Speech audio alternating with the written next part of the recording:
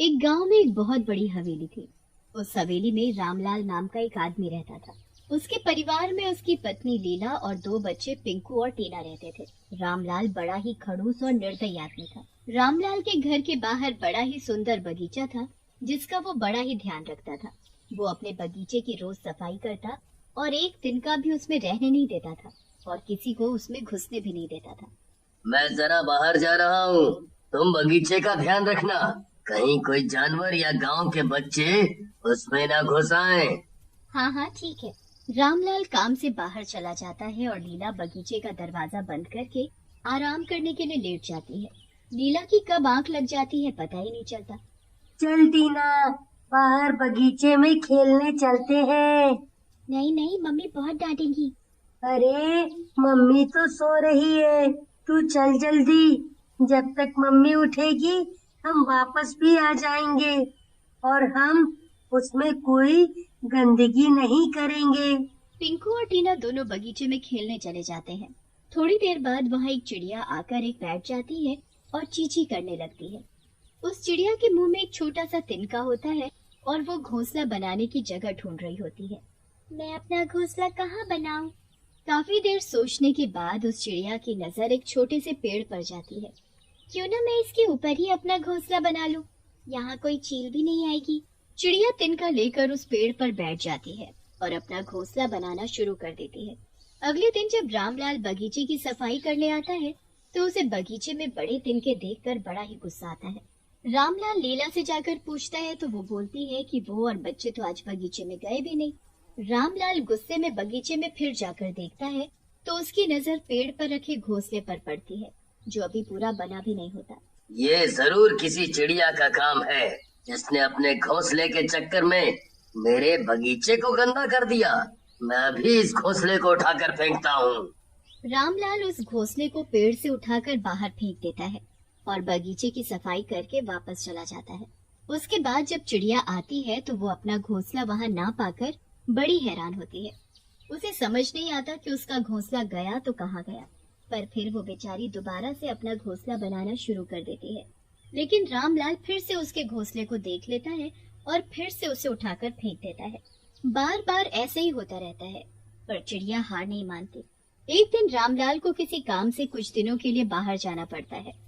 मैं कुछ दिनों के लिए बाहर जा रहा हूँ, तो जरा बगीचे का ध्यान रखना। एक चिड़िया ने बड़ा ही दुखी कर रखा है। रामलाल के जाने के बाद चिड़िया पूरा दिन एक एक तिनका लेकर आती है और अपना घोंसला बना लेती है। चिड़िया बड़ी ही खुश हो जाती है कि उसका घोंसला बनकर तैयार हो गया है। कुछ ही दिनों में चिड़िया उस घोंसले में अंडे दे देती है और फिर उन अंडों में से बच्चे निकल आते हैं। अरे मेरे प्यारे बच्चे, ये कितने प्यारे हैं। अब मैं तुम सबका अच्छे से ध्यान रखूंगी और अभी तुम्हें भूख लग रही होगी, तो चलो मैं तुम्हारे लिए कुछ खाने को लेकर आती हूँ। चिड़िया अपने बच्चों के लिए खाना लेने के लिए चली जाती है। छोटे छोटे बच्चे घोंसले में अकेले चींची कर रहे होते हैं। उसी वक्त रामलाल वापस आ जाता है और उसे बगीचे में चींची की आवाज सुनकर वो यहाँ वहाँ देखने लगता है। आखिर ये आवाज कहाँ से आ रही है, जरा देखता हूँ। रामलाल को उसी पेड़ पर चिड़िया का घोंसला दिख जाता है, जिसमें छोटे छोटे बच्चे। ये घोंसला यहाँ कैसे आया? मैंने लीला को कहा था कि बगीचे का ध्यान रखे, पर नहीं, उसे अपने आराम करने से फुर्सत ही नहीं है। अब देखो, इस चिड़िया ने यहाँ घोंसला भी बना लिया और मेरा सारा बगीचा तिनकों से गंदा कर दिया। ये चिड़िया अब इन बच्चों को खाना खिलाएगी तो और गंदगी करेगी। इसका अब कुछ करना ही पड़ेगा। रामलाल उस चिड़िया के बच्चों को घोंसलों से निकालकर बाहर फेंक देता है और उसका घोंसला भी तोड़ देता है। रामलाल तो बड़ा ही खुश हो जाता है, पर फिर चील की नजर उन बच्चों पर पड़ जाती है। वो चील उन बच्चों को खा जाती है और तभी चिड़िया वहाँ जाती है। चिड़िया बुरी तरह चिल्लाने लगती है। रामलाल वहीं खड़ा सब देख रहा होता है और बड़ा खुश हो रहा होता है। मेरे बच्चों को छोड़ दो, इनको मत खाओ। चिड़िया अपने बच्चों को बचाने के लिए उस चील से लड़ जाती है, पर बेचारी नन्ही सी चिड़िया उस चील से जीत नहीं पाती। चील उस चिड़िया के बच्चों को भी खा जाती है और उस चिड़िया को भी बुरी तरह जख्मी कर देती है। उसके बाद वो चील वहाँ से उड़ जाती है। अब आया ना मजा। तब से तुझे यहाँ से भगाने की कोशिश कर रहा था, पर तू है कि मानती नहीं थी। अब अपनी जान से हाथ धो बैठी ना। मतलब ये सब तूने ही किया है? मैं तुझे नहीं छोड़ूंगी। तेरी वजह से मेरे छोटे छोटे बच्चे मेरी आंखों के सामने मर गए। तू बहुत पछताएगा। तुझे मैं मरने के बाद भी नहीं छोड़ूंगी। तू जरा सी चिड़िया मेरा क्या कर लेगी? रामलाल उस चिड़िया और उसके घोंसले को वहाँ से उठाकर बाहर रोड पर फेंक देता है और वो चिड़िया एक गाड़ी के नीचे आकर मर जाती है। वो चिड़िया मरने के बाद चिड़िया चुड़ैल बन जाती है।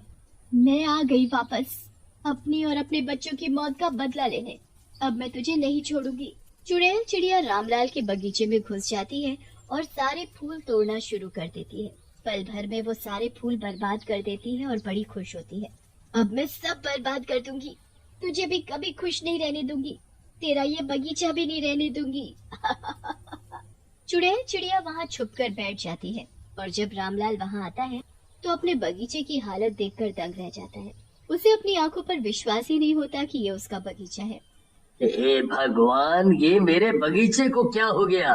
ये किसने हालत कर दी मेरे बगीचे की? इसकी इतनी हिम्मत, जो मेरे बगीचे में आकर ये सब कर गया। रामलाल बहुत दुखी होता है, पर वो कर भी क्या सकता था। वो पूरा बगीचा साफ करके अंदर चला जाता है। अगले दिन चुड़ैल चिड़िया फिर से वहाँ आती है और जादू से पूरे बगीचे में तिनके ही तिनके और घोंसले ही घोंसले बना देती है। जब रामलाल सुबह उठकर फिर से अपने बगीचे की हालत देखता है तो गुस्से में लाल हो जाता है। मुझे समझ नहीं आ रहा कि ये आखिर किया तो किसने किया। ये घोंसले और तिनके कहाँ से आ गए, वो भी रातों रात? रामलाल लीला को बाहर बुलाकर पूछता है।